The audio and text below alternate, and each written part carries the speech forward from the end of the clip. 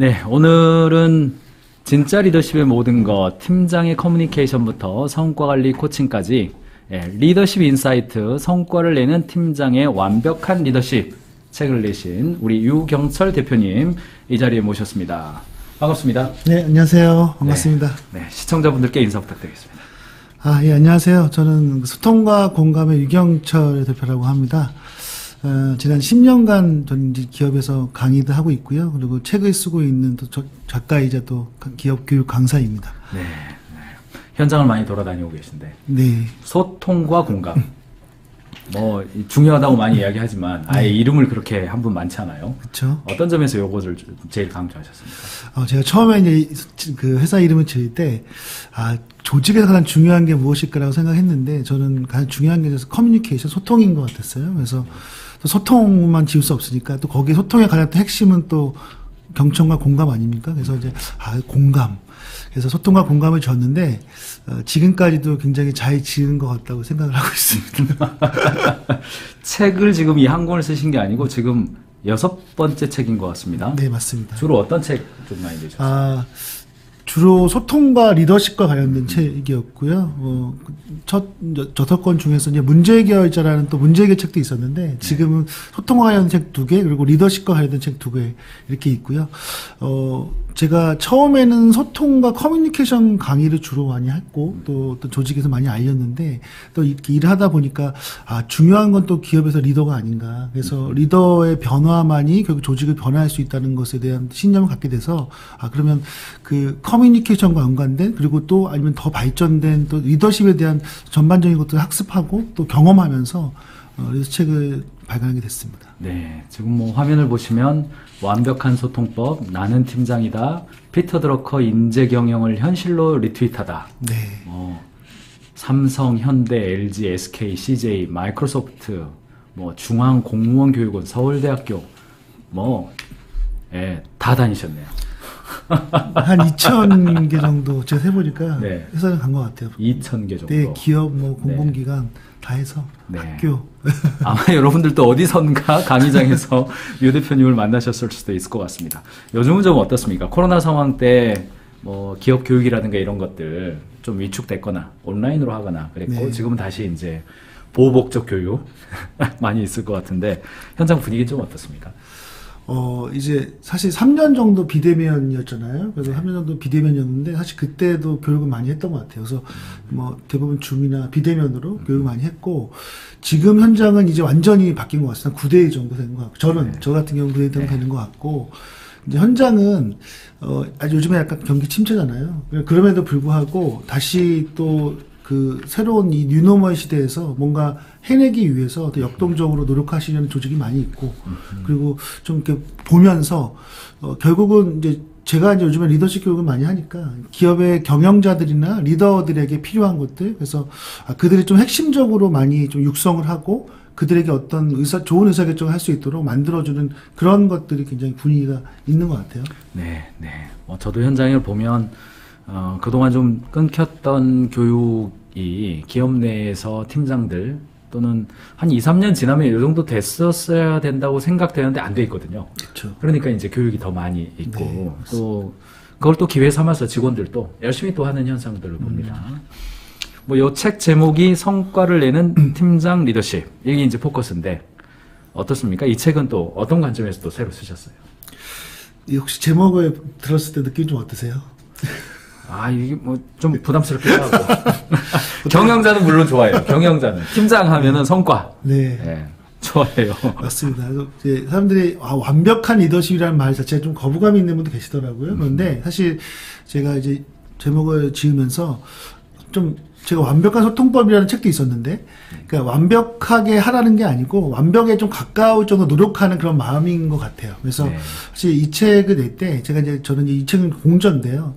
제가 한 10여 년간 기업 현장에서 컨설팅과 강의를 계속 하면서 느꼈던 여러 가지들이 있고 이론적인 내용도 있었고 사례도 있었고 또 하나는 이제 같이 썼던 이윤호 박사가 있는데 이분도 지금 강의를 하고 있거든요. 근데 사실 작년에 이제 시작을 했어요. 그래서 그 전에 한 거의 20년간 팀장 임원하면서 겪었던 또 여러 사례들이 있어요. 그래서 이 두 개의 우리가 제가 강의했던 어떤 그런 사례들과 또 실제 현장에서의 그런 리더의 사례들을 같이 접목해서 책을 쓰면 좋겠다라고 생각을 해서 둘이 의기투합을 했고요. 그래서 여러 가지 서로 계속 토론하면서 토의하면서 좋은 사례와 좋은 이론들을 잘 접목해서 리더에게 꼭 필요한 것들, 꼭 팀장이 아니라 리더라면 누구나 필요한 것들을 좀 잘 구성한 게 아닌가 생각이 듭니다. 네, 네, 좋습니다. 화면을 보시면 책의 목차가 좀 나와 있는데 리더의 역할과 책임, 리더의 조건, 리더의 질문, 리더의 동기부여, 리더의 피드백, 리더의 변화 관리, 그리고 권한임 이런 순서대로 해주셨는데 저도 현장에서 이제 책을 추천할 때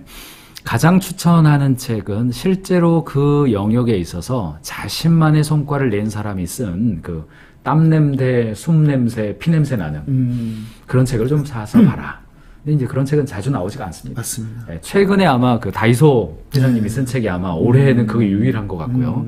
그 다음에 두 번째 권하는 책이 방대한 양의 데이터와 사례 연구를 통해서 모아놓은 책은 내가 그 조사하려고 그러면 시간 많이 걸리는데 네. 그 이제 작가님 같은 경우 이렇게 여러 가지 사례와 이 최근 현장에서 경험한 것들을 모아서 담아놓은 책은 꼭 사서 봐라.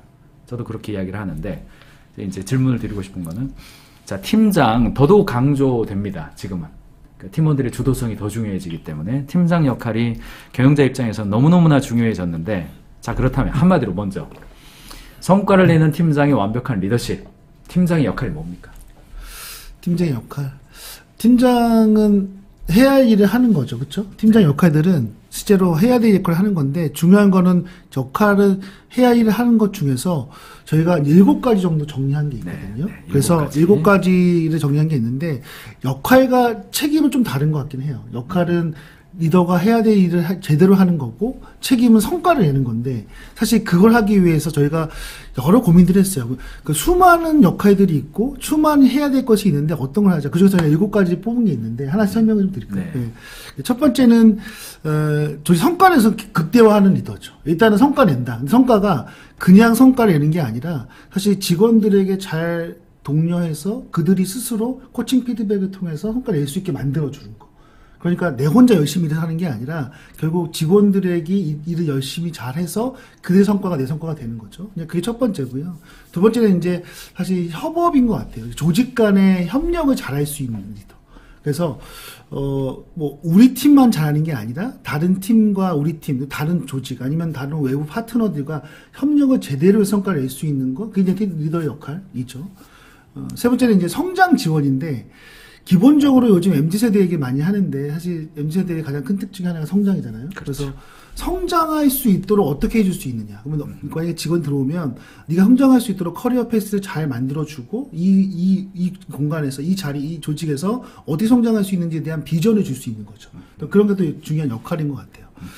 네 번째는 이제 소통과 공감 조직 문화인데 이제 제가 소통이나 커뮤니케이션을 굉장히 많이 오랫동안 해오면서 소통을 못하는 리더들이 굉장히 많은 것 같습니다. 그래서 그 소통과 공감의 조직 문화, 그러니까 모든 것들이 소통이 이루어질 수 있는 문화를 만들어주는 거, 그것도 좋은 중요한 역할이고요. 변화와 대한 변화 혁신이죠. 뭐 사실 변화 혁신은 뭐 워낙 오래 전부터 가장 중요한 기업의 화두이긴 했는데 저는 그 가장 중요한 핵심은 그 변화에는 또 우리 심리적 안정감, 그래서 조직에서 편하게 얘기할 수 있는, 그러니까 누구라도 편하게 얘기할 수 있는 그러한 문화를 만들어주는 게 또 중요한 역할이고, 여섯 번째는 이제 신뢰와 존중입니다. 예. 결국은 리더는 신뢰를 얻어야만, 그렇죠? 모든 일을 할 수 있잖아요. 근데 그 신뢰를 얻으면서 또 신뢰를 주면서 조직 그 구성원들 존중하는 문화. 마지막 7번째 좀 많죠. 결국 자기 개발. 그래서 리더가 스스로 성장하지 않으면 사실은 그 기업 조직도 성장할 수 없을 것 같아요. 그래서 리더가 스스로 학습하고 공부하고 또 뭐 이렇게 뭐 이런 가이즈 캠퍼스도 봐야죠. 그리고 계속적으로 직원들에게 독려하고 네. 아니면 자체적으로 교육하는 것도 좋고요. 뭐 아니면 외부에 보낼 수도 있고. 그러니까 계속 스스로 성장해서 그 성장 마인드를 직원들에게 전염을 시키는 거, 이거 되게 중요한 것 같아요. 그래서 저희가 이렇게 크게 7가지로 정리를 좀 해놨습니다. 네, 뭐 책에서도 7가지 역할로 했는데, 여러분 들으시면서 이제 1번부터 7번까지 7가지 중에서 들으실 때 그게 정말 중요해, 이런 포인트도 있을 것 같습니다. 근데 지금은 저도 현장을 다녀보면 팀장들의 역량이 결국은 팀의 역량이 되고 직원들이 떠나갈 때도 회사 때문에 떠나간다기보다는 팀장 때문에 퇴사를 하더라고요. 맞습니다. 네. 그래서 팀장급들, 중간 리더급들을 키우는 것이 지금의 어떤 조직 문화에서 너무너무나 중요한데 유 대표님은 어떤 점에서 리더의 성장이 중요하다, 이거 안 하면 안 된다, 이렇게 말씀을 좀 해주고 싶으세요? 우리 대표님 말씀하신 것처럼 사실은 리더의 수준이 조직의 수준이잖아요. 그렇죠? 그런데 요즘에 뭐 또 많이 얘기하고 있는 그 조용한 퇴사, 그렇죠? 네. 뭐 일은 퇴사를 안 하면서 일은 안 하는, 그렇죠? 굉장히 그런 사람들이 많잖아요. 그런데 결국은 그런 조용한 퇴사의 직원이 많이 늘어나는 이유는 대부분은 상사와의 관계예요. 그렇죠? 근데 상사와의 관계인데 거기서 또 상사에 대한 믿음이 없다는 거거든요.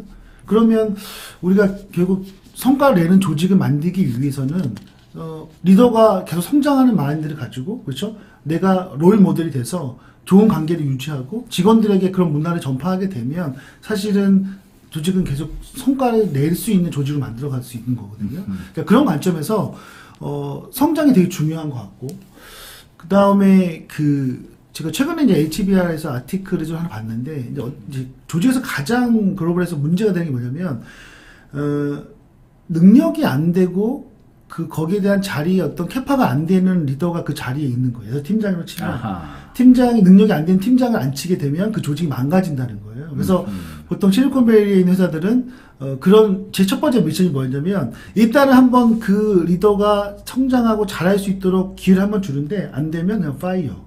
이걸 추천하더라고요. 근데 우리나라에 좀 어렵죠. 그렇죠? 그렇죠. 근데 이제 그거는 공감이 됩니다. 경영자가 내리는 의사결정 중에서 가장 잘못된 의사결정은 적합하지 않은 사람을 그 위치에 두는 것이다.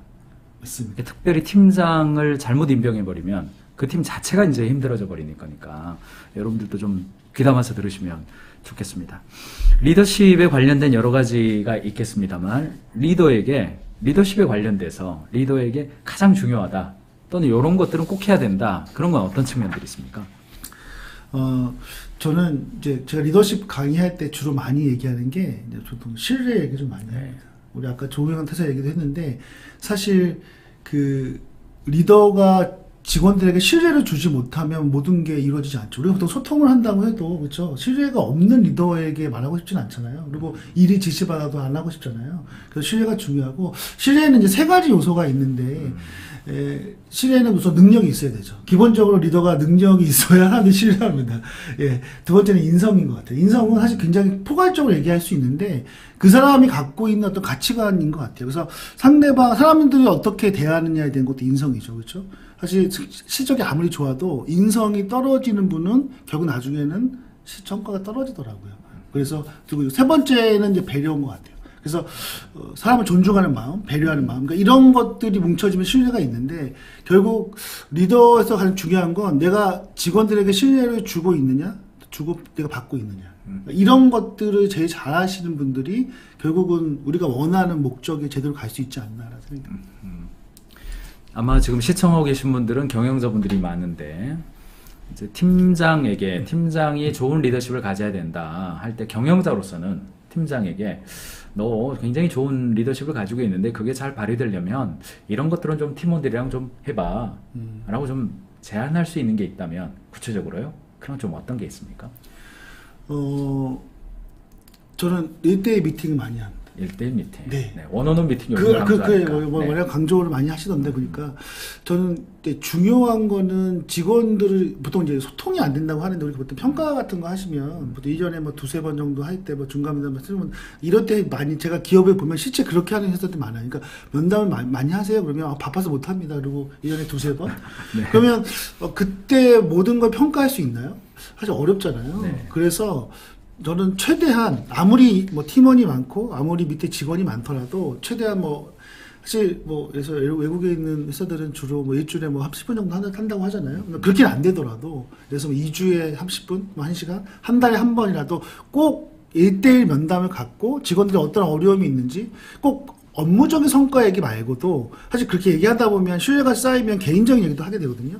그러면서 사실은 저는 역 피드백 되게 중요한 것 같아요. 역 피드백. 예, 그런 얘기를 하면서 피드백을 받을 수 있잖아요. 아, 저기 팀장 이런 것 좀 개선해야 하면 좋을 것 같은데 이거 어떠세요? 근데 사실은 우리가 말할 기회가 없고 그렇기 때문에 변하지 않는 것들이기 때문에 잦은 소통을 하는 것이 사실은 그런 변화에 굉장히 중요한 포점인데 거기 중요한 게 이제 1대1 미팅인 것 같습니다. 잦은 소통 이야기는 계속 반복적으로 네. 나오는 것 같습니다. 경영본캐에 출연하신 경영자 그리고 전문가분들마다 지금은 1대1 미팅, 잦은 미팅, 잦은 소통의 중요성을 굉장히 강조되어지는 것 같습니다.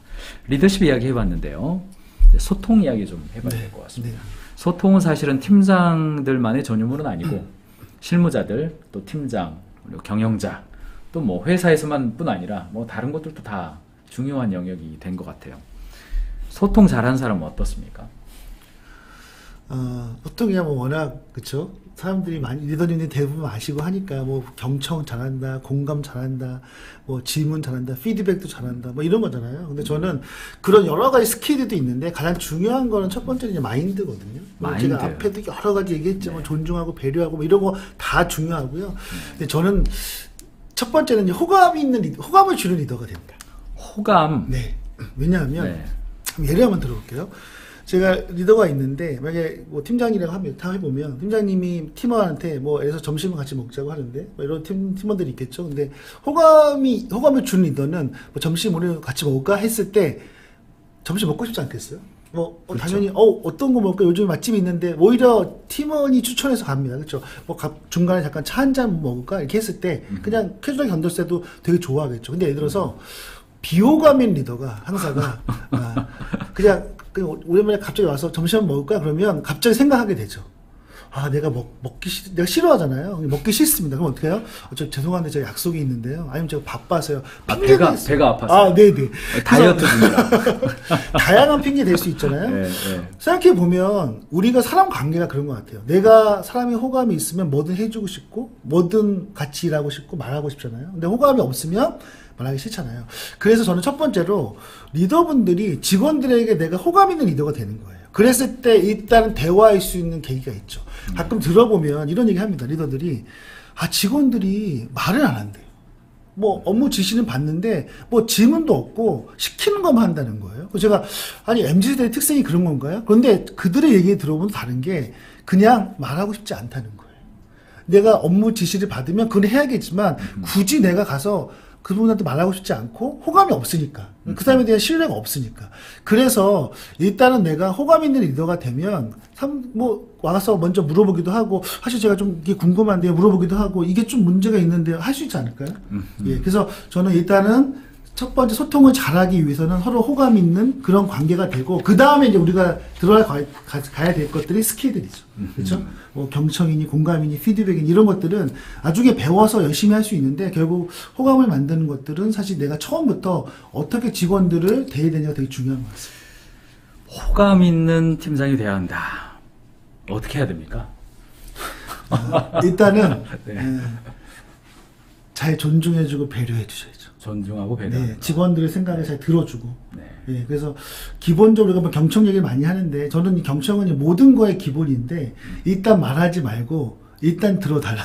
들어주는데 그냥 말만 듣지 말고 네. 어떤 감정인지 어떤 욕구가 있는지 그의 본심이 뭔지 여기까지 들어주려고 노력하는 거죠. 보통 이걸 이제 적극적 경청이라고 하잖아요. 네. 근데 그 적극적 경청을 하기가 너무 어렵다. 그러니까 머릿속으로 너무나 잘 알고 계신데 실제 저희가 현장에서 연습을 해보거나 한번 시켜보면 절대 못합니다.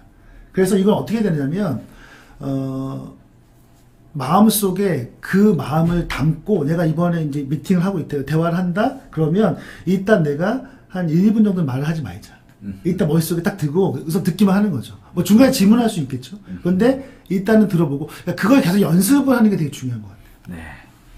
강창수 대표님이 유튜브 쪽 댓글에다가 팀장 내가 직원들을 좀 더 많이 만나겠습니다. 이렇게 멘트를 좀 적어주셨는데 만나더라도 내가 말 많이 하는 미팅 하면 안 됩니다. 맞습니다. 잘 들어주는 미팅. 제가 어떤 분을 만났는데 이런 이야기 했더니 제 노하우가 있습니다. 그러더라고요. 네. 직원들을 만나가지고 이렇게 잘 대화하는 그런 분이었어요. 노하우가 있습니다. 뭡니까? 물어봤더니 갑님을 만난다 생각하고 하면 된대요. 갑을 갑님? 관계에서 갑님을 만난다. 이분이 내 갑이다 생각을 대단하시네. 하고 만나면 그렇군요. 네. 잘 된대요 이게. 비즈니스맨다운 대답이었던 것 같아요. 자, 세대 간의 소통을 잘하는 리더가 되는 거, 1대1 미팅 잘해주는 거 굉장히 오늘 중요한 포커스로 나오고 저도 굉장히 공감이 됩니다. 근데 이제 세대가 좀 달라졌어요. 그리고 많은 경우는 이렇게 얼굴 보고 대화하는 것 자체를 기성세대와 지금의 또 세대 혹은 이 시대에는 조금 더 좀 싫어하는 경우도 좀 있고, 소통을 하자 하고 만나자 그러면 싫어해. 일단 싫고. 그래서 세대를 좀 달리해서 지금의 이제 MZ 뭐 이런 단어 쓰고 싶지 않은데 어쨌든 지금의 이런 시대가 돼서 소통을 잘하기 위한 팁들 좀 더 알려주시면 어떤 게 있습니까? 사실 MZ 세대와 기성 세대를 구분하는 건 사실 저는 좋아하진 않거든요. 그러니까요. 제가 보통 강의할 때 안 쓰고 싶은데 안 쓰고 싶은데. 우리 보통 뭐 베이비붐 세대, 386 세대, 그다음에 X 세대, 그렇죠? 밀레니얼, Z 얘기하잖아요. 이게 마케팅적으로는 의미가 있어요. 맞아요. 소비자 조사 관점에서. 맞아요. 근데 이 소통에서는 별로. 네, 저도 이제 오랫동안 이제 얘기를 하면서 이거는 이게 구분이라는 게서 의미가 있을까? 왜냐하면 사실 Z 세대인 직원이 X세대 같은 느낌을 주는 직원도 있고, 그럼요. 또 네. X세대인 리더가 Z세대처럼 행동하는 분도 있잖아요. 그렇죠. 뭐 비율은 작지만. 그런데 저는 좀 세대에 대한 이해는 약간 트렌드 이해는 필요한 것 같아요. 왜냐하면 나는 그렇지 않더라도 전반적으로 경향성은 좀 보이는 것 같거든요. 그래서 우리가 MZ세대, 근데 사실 또 밀레니얼과 Z도 구분해야죠. 왜냐하면 그렇죠. 25살 직원과 40살 직원이 동일할 수 없잖아요. 그 Z들 저 굉장히 기분 안 좋아요. 그러니까요. 그래서 저는 요즘에 얘기할 때 Z를 구분하거든요. MZ는 우리가 그냥 몇 년 전에 보편적으로 썼던 얘기고, 사실 요즘 얘기는 이제 주로 Z 얘기를 많이 하는데, 저는 이런 얘기를 주로 드리는 게, 만약에 우리 아까 얘기했던 감님 얘기했잖아요. 그런데 만약에 Z세대 직원이 왔습니다. 새로 들어왔어요. 그럼 어떻게 바라보냐면, 외국인이라고 생각하면 어떨까요? 외국인. 우리가 보통 외국인이 들어왔어요. 만약에 직원으로. 그렇죠? 제가 영어를 잘 못해요. 그럼 어떻게 합니까? 소통이 잘 안 될 거 아니에요. 그럼 어떻게 합니까? 막 이렇게 배려해 줄 거 아니에요. 그렇죠. 소통이 안 되면 막 이렇게 경청하죠. 무슨 말이라고요? 무슨 말이라고? 이렇게 듣고 다시 한번 반복해 듣고 또 어떻게 해? 또 물어보고, 그리고 뭐 실수하더라도 이해해 주잖아요. 괜찮아. 뭐 외국인이고 잘 모르니까. 문화도 잘 모르면 이게 우리 문화가 아닌데 계속 배려해 주잖아요. 그러니까 마치 외국인인 것처럼, 아까 대표님 얘기한 것처럼 갑인 것처럼 우리가 그들에 대해주면 그게 시간이 지나면서 어떻게 될까요?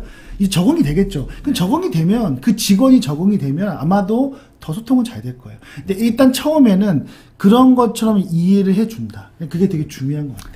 네, 외국인으로 오늘 이제 갑도 나오고 외국인도 나오고. 내가 갑이고 싶은데 사실 사장님들 중에서는 을 되고 싶지 않아가지고 갑 하고 싶어가지고 사장했는데 계속 갑으로 대하라고 그래가지고 스트레스 받는 분도 있습니다. 제가 그 보상 심리가 있잖아요. 네, 제가 네. 많은 리더들한테 보면 어떤 리더가 저한테 강의 끝나고 와서 이렇게 얘기해요. 아니, 우리가 아니라 그들한테 교육을 시키면 안 돼요? 그러니까 MZ 세대한테 네, 네. 기성 세대를 이해하는 교육을 시키라는 거예요. 아니, 근데 저는 이해를 해요. 저는 그 마음 인정하거든. 본전 생각 나거든요. 그렇죠? 내가 10년, 20년 전에는 진짜 힘들게 일하고 막 고생하고 막 내가 다 했던 것들을 이제 리더가 돼서 좀 뭔가 그들에게 내가 좀 대우도 받고, 그렇죠? 뭔가 이렇게 하고 싶은데 그게 안 되니까 너무 짜증이 나겠죠. 그렇죠? 그런데 사실 이 본전 생각은 너무 그들의 마음은 내가 이해를 하겠지만, 저는 예전에 이건희 회장이 한 얘기가 있어요. 그러니까 손해가 이익을 끌고 온다. 내가 지금 직원들한테 실제로 좀 뭔가 손해보는 느낌이 있지만, 그 손해보는 느낌으로 잘 대해주면 오히려 그 직원들이 열심히 일해서 우리 조직에 성과를 줄 수 있죠. 저는 손해가 이익을 끌고 온다. 그렇죠. 먼저 리더가 먼저 그런 자세를 갖추는 게 중요하다. 물론 그 MZ대 직원들한테도 그런 기성세대 이해 교육하면 좋죠. 하는 곳도 있어요. 적지만. 그런데 같이 하면 좋은데, 일단은 리더 먼저 저는 솔선수범 보이는 게 중요하다라는 생각이 듭니다. 그 말씀 생각납니다. 손해가 이익을 끌고 온다. 스티븐 코비가 말했던 상대방 마음속 감정 괴자에 예입하라. 이런 이야기. 그쵸. 그리고 박성수 회장이 이야기를 했던 끊임없이 경영자는 직원에 대해서 채권자가 되라. 무조건 퍼주어라. 이런 의미로. 여러분들 오늘 소통과 공감 연구소의 유경철 대표님과 함께 팀장 리더십에 관련된 또 소통에 관련된 이야기 나누고 있습니다. 벌써 또 마무리할 시간이 좀 됐어요. 벌써 됐나요? 이야기하다 보니까 벌써. 네. 그래도 마지막으로 소통과 공감을 잘하는 리더가 되기 위해서는 요것만큼은 제가 꿀팁으로 좀 전해주고 싶습니다. 말씀해 주시죠. 이제 수많은 경영자들을 제가 또 만나면서 이제 항상 그래요. 제가 굉장히 많은 내용을 얘기해주고 또 많은 스킬들도 사실 연습도 해보는데 결국은 저는 그런 것 같아요. 그러니까 내가 오늘 제가 저랑 얘기하면서도 또 여러 가지 얘기했잖아요. 그러면 그 중에 한 가지 정도. 그래서 내가 일단은 우리 직원들에게 신뢰 형성을 한번 해볼까? 그 포인트 정했으면 뭐 여러 가지 것 중에서 한 가지만 실천해 보는 거예요. 그러니까 스몰 스텝이죠. 한 가지. 만약에 그래서 아까 얘기했던 경청 얘기하면 내가 맞아. 경청은 내가 당연히 알고 있는데 잘 안 되고 있었어. 그럼 오늘 이제 업무 시작하면서 직원하고 회의하거나 미팅할 때 일단 한번 들어보는 거예요. 일단 한번 해보자. 이런 것들. 그리고 직원의 눈빛을 보고 어떤 감정인지 내가 말할 때도 보면 우리가 상대방의 감정 상태나 상대방의 모습을 보면서 목소리의 표정을 보면서 또 그것도 맞출 필요가 있는데 내 마음대로 얘기했다면 오늘은 직원의 감정이 어떤 건지 한번 확인해보고 이 직원이 지금 기분이 나쁜지 좋은지 지금 뭔가 긴장하고 있는지 이런 상태를 파악해서 내 톤을 조정해볼까? 그러니까 이렇게 하나씩만 하는 게 좋은 것 같아요. 그래서 오늘 이거 해보고 연습해봤는데 잘 돼. 그러면 다음에 또 다른 거 해보고 이렇게 하나씩 스몰 스텝으로 계속 연습해 나갈 때 그게 쌓여서 저는 리더의 어떤 역량이 축적되는 게 아닌가. 그리고 변화가 일어나고 결국 직원들에게 신뢰를 줘서 결국 우리가 원하는 리더십을 잘 발휘할 수 있지 않나 생각이 듭니다. 네, 좋습니다. 경청 먼저, 관찰 먼저. 그 다음에 메시지와 지휘를 하는 것. 네, 좋습니다. 자, 성과를 내는 팀장의 완벽한 리더십. 이 책이고요. 이 책 안에 여러분 화면에 보시는 것처럼 리더의 역할과 책임, 리더의 신뢰, 조건, 커뮤니케이션, 세대 공감, 동기부여, 성과관리, 질문, 피드백, 코칭, 변화관리, 권한이임 꼭 필요한 내용들을 담아놓은 책입니다. 좀 더 자세히 알고 싶다면 책을 통해서 여러분들이 좀 격려를 받으시면 좋겠습니다. 자, 오늘 유경철 대표님 나오셔서 벙커 초대석 함께 이야기 나눴습니다. 마지막으로 경영자분들께 인사 부탁드리겠습니다. 네. 요즘에 많이 어려운 시대잖아요. 경기 침체이고 사실은 굉장히 힘든 시기인데 저는 그런 시기일수록 우리 경영자분 리더님들이 더 힘을 내야 되는 것 같습니다. 그래서 오히려 좀 처져 있지 마시고 직원들에게 파이팅 외치시고 그리고 항상 그들이 어떤 얘기를 나한테 하는지에 대해서 잘 들어주시고 그리고 특히 역피드백을 정말 잘 많이 받아주셨으면 좋겠습니다. 그래서 내가 얘기하는 것보다는 직원들이 나에 대해서 우리 조직에 대해서 얘기하는 것들을 잘 들어주시고 그런 것들을 충분히 흡수하려고 노력했을 때 직원들도 큰 변화가 있는 것 같습니다. 그래서 그런 마음가짐으로 오늘 하루 시작했으면 좋겠습니다. 고맙습니다. 네, 오늘 유경철 대표님과 벙커 초대석 나눴습니다. 오늘 나와주셔서 감사합니다. 네, 감사합니다.